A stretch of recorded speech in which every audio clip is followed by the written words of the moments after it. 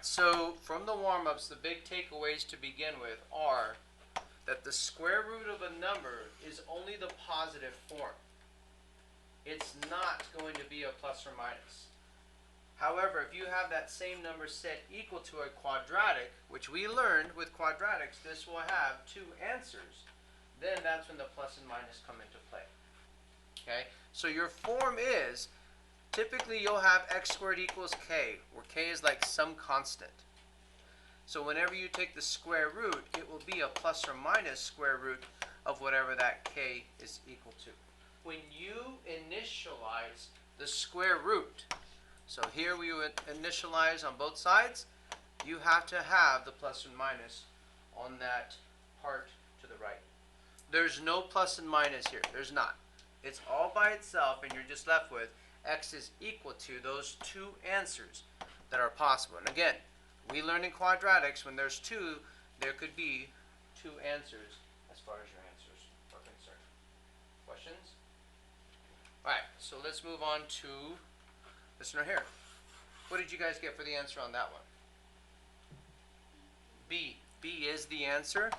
Okay, B is the answer because only 2 works. Square root of 36 is 6. 9 minus 3 is 6. That is a true statement.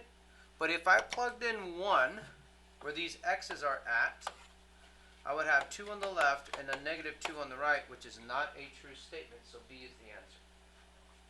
And then the last one, what did you guys get? A. Who said A? How'd you get A?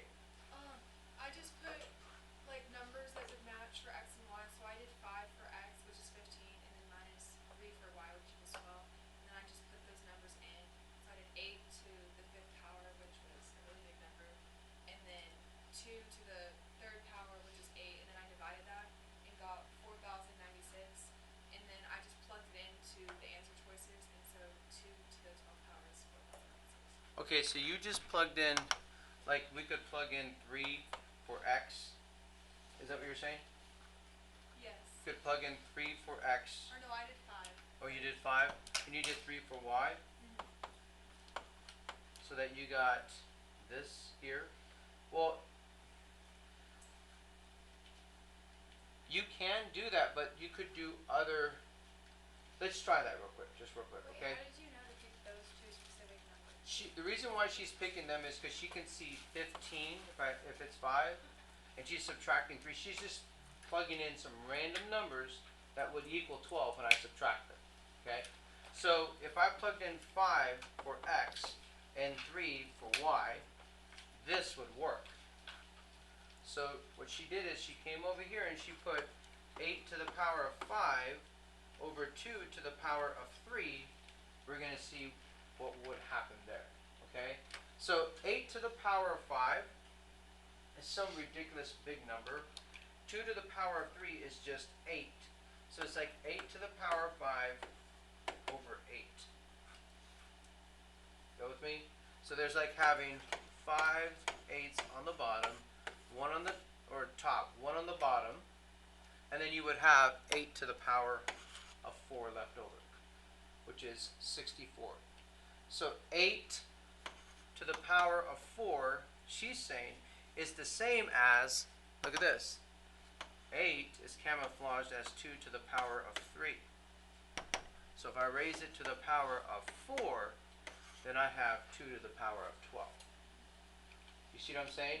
Now, the question that I'm saying is, would it work for other numbers that you could plug in? Because the 5 worked and the 3 worked, but what if I had other numbers? Okay? So let's say that I had, let's say that x was 4, which would give me 12. Then y would be what? 0. You with me? So if I come over here and I put 8 to the power of 4, and y is 0, I would get 8 to the power of 4 still, because 2 to the 0 is 1. You with me? So if I got 8 to the power of 4, it still would simplify to this 2 to the power of 3 all raised to the 4 power. Very nicely done.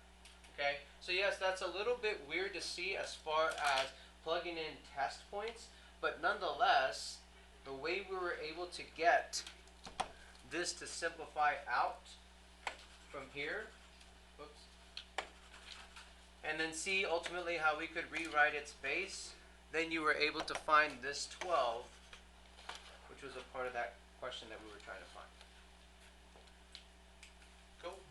Alright, so let's go ahead and move on. So we have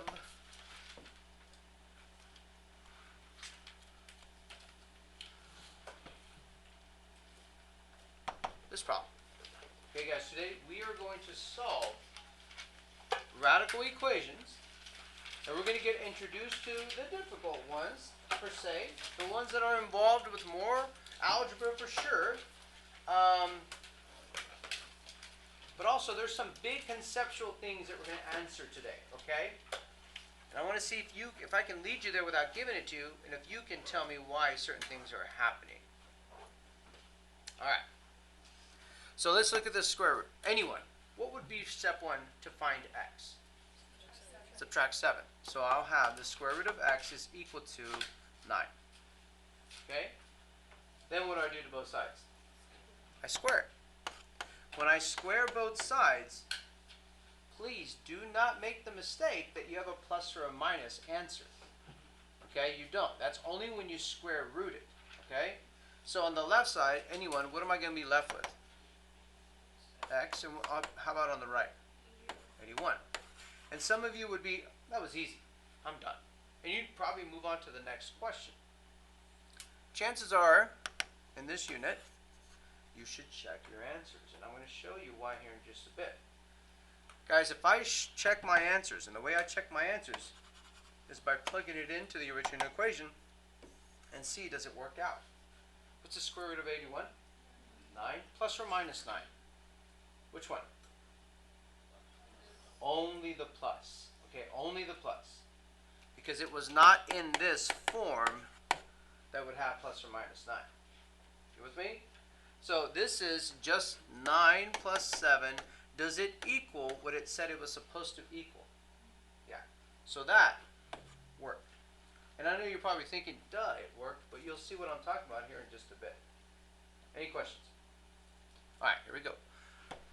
So our next one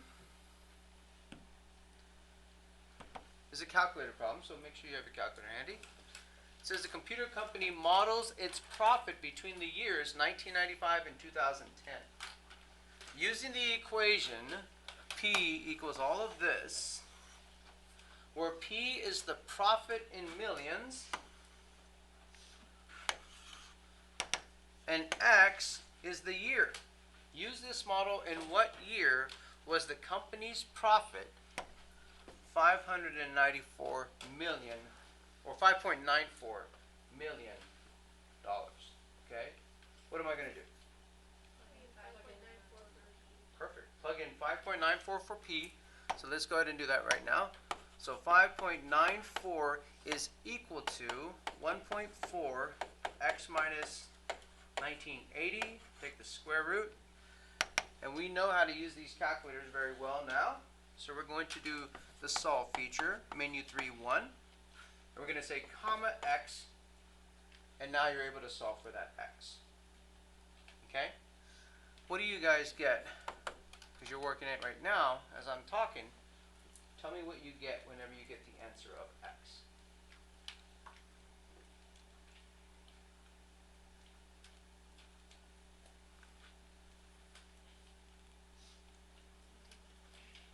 What? 1998. Perfect. So 1998 is whenever it happened.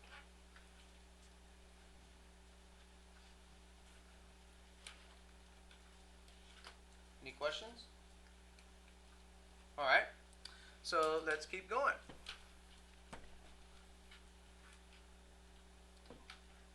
Okay, so another way that you could have seen is by looking at the table. But I think the solve feature is much easier to identify the way we did it. So what is the solution of this? Okay, here we go. My goal is to get this all, to get x all by itself. So what should I do first? subtract the 3. Here we go. Square root of 2x minus 3 is equal to 5. Second step. Anyone? What do I do next? Square both sides. So I'm going to square all of that and all of this. These problems will get progressively more involved and a little bit more difficult as we go through. Anyone, what's the answer on the left? 2x minus 3. And then on the right, 25. Next step, add 3. And then divide by 2. So my final answer, my final possible answer is 14. Let's check it. We're going to take our 14 and plug it into our original problem, not in any of this work. But let's be a little safe by checking it and putting it into our original problem. So we have 28 minus 3 is 25. Square root of 25 is 5. 3 plus 5 is it 8? Yes. So that one worked. And you're probably thinking checking is a waste of time. You're going to see here in just a bit what I've been trying to explain to you right here.